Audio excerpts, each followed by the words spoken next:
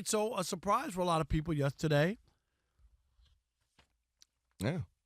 LeBron James has a, what do you call it?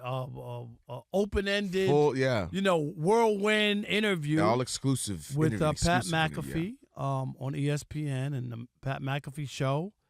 And one of the things that came out, do we have some sound, Bree, or no? Yeah, let's hear. He's like on a Taylor Swift tour run right now. Oh, yeah. Yeah, we're watching it. Yep. We're all seeing it. If there's one person that couldn't wait to the video to drop so you can address it, it's your ass. Like, seriously, he completely, missed the whole point. Never would I ever not allow people to talk about the sport, criticize players about what they do on the court. That is your job. But when you take it and you get personal with it, it's my job to not only protect my damn household, but protect the players. That one he's talking about Stephen A. Yeah, he was talking about Stephen A. And we could argue all want. That could be a private conversation. That doesn't have to be at Stephen A's seat at the ball game. But that's another story. Another thing that came out was Michael Jordan and him. Do we have that, Bree?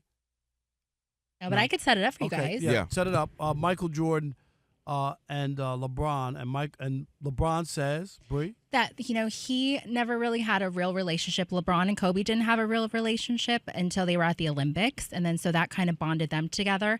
But as LeBron's been actively playing, he doesn't have an active relationship with Michael Jordan. He said Michael doesn't want to talk to me until I'm done. Hopefully after that, then we'll actually have a actual relationship. But until then, we don't talk. Yeah.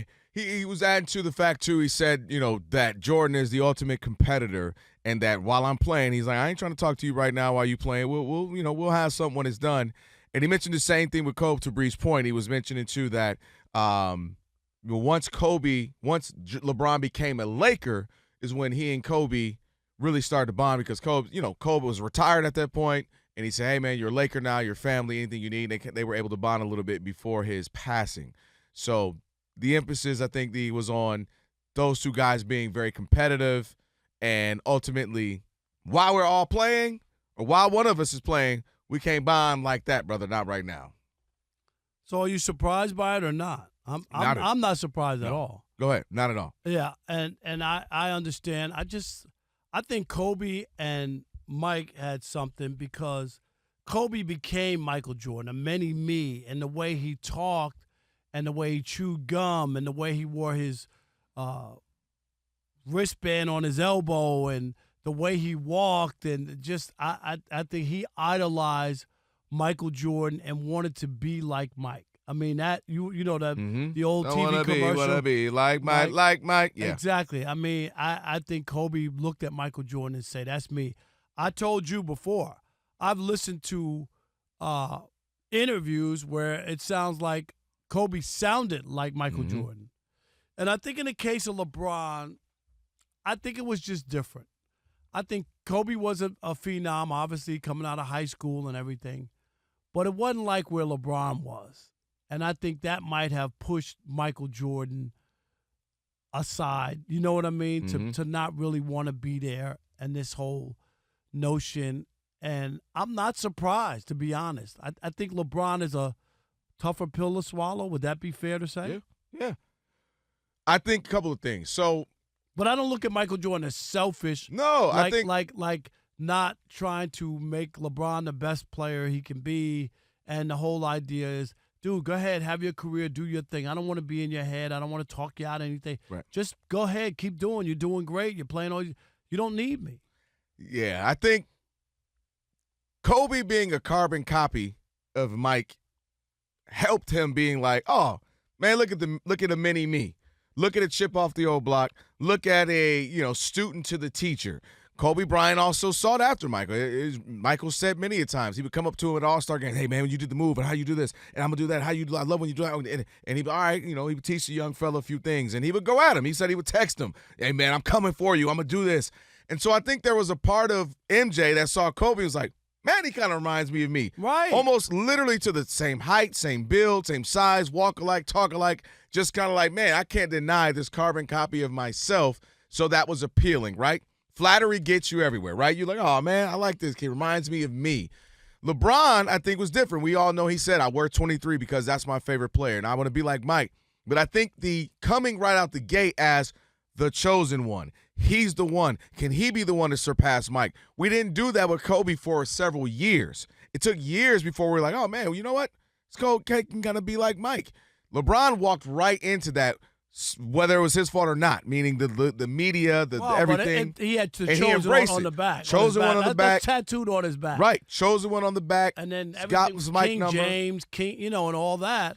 And so I think there's an element of Mike that was like, oh, this is the guy that you all are going to say could be equal to me or greater than me. So I think there's an element of that, and they could never actually play against each other.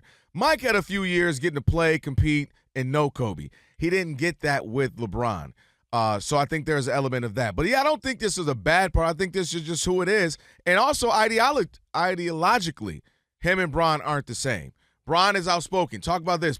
He will put his hat in everything. Political, Mike funny stuff, bad stuff. And Floyd. Mike was criticized. Mike when was he was criticized. You don't speak up. You don't do enough. You don't say anything. You don't stand for the black community. And I think he sees that where they're just not the same.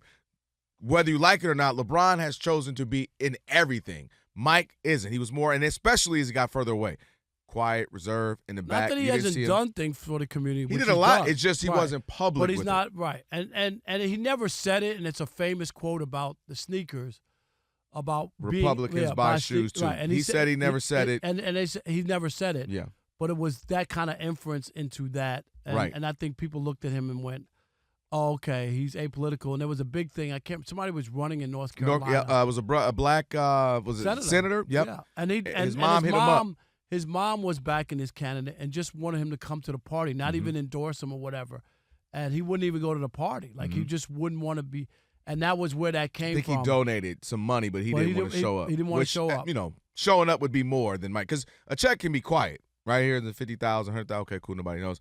Mike shows up to the party, literally right. to the party. And it might swing some people. Absolutely. Like, and if you Mike don't think this so, is important. Wow. then you ain't looked at presidencies. Exactly. Where popularity matters. So that's where that is. But I'm with MJ on this. Or maybe there are other people who think that there's a responsibility. There's to embrace LeBron, or do you feel this is cool or not cool? Where are you? Should Michael Jordan have a relationship with LeBron James or no? I think it's 50-50. I don't think LeBron saw him. Right, and that's what I'm saying. I don't think either of them saw that. I think they both knew the competition. I want to be better than you. MJ, I know they're trying to make you better than me. Let me just see how this all works out. So as much as people might go, oh, well, MJ, I think LeBron did. I think LeBron embraced, I'm chasing you. I don't want to necessarily be buddy-buddy with you. But I gotta say this. Yeah. I got to say this. There's no doubt in my mind that he's a little hurt. LeBron? Yeah, because when somebody is that revered and they don't have really a relationship at all, you know what I mean? Like the idea that he can't text with him or, you know what I mean? A call. Like I think there's a little part. I think so, but I think like, LeBron is I don't care what kinda, you are in the business. If somebody who's at that stature doesn't have time for you, you would feel a little bit. The only reason why I push back a bit is because in this same interview he says he and Kobe didn't have that. They were competing. He said I blanked up because I was supposed to meet him in the 2009 finals. So he was like, we just knew we had this competitive thing where we're cool, we speak, haha, but I'm trying to bust your head. So I do think there's he's friendly with other people. I hear that, and that's an excuse. I don't know if he was Kobe's cup of tea either. But that's what I'm saying. I think they're okay with not being the cup of tea because we're still trying to be. Those three are the kind of the guys of the last 20, 25 years we say are the greatest of all time. I still think if Michael called him up when he passed Kareem and was like, oh, my God, you know what I mean? Come to the crib. Let's have a cigar on me. You know what I mean? Or whatever. Don't tell me that wouldn't have been a moment and he hasn't had that I know of. I'm just saying it sounds like they don't have a relationship.